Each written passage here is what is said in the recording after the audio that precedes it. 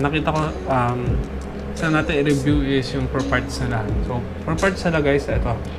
Meron na akong nakita dito na mini USB DC out. So, ito.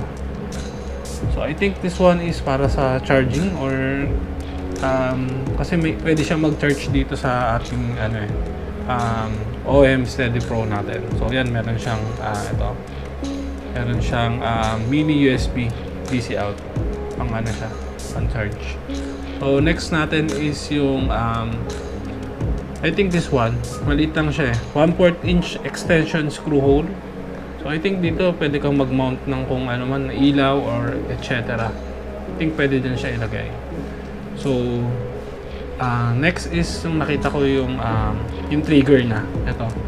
This one, yung trigger na guys, dito naman guys is gusto ko na rin nakabit mo na yung GoPro. Mamaya ito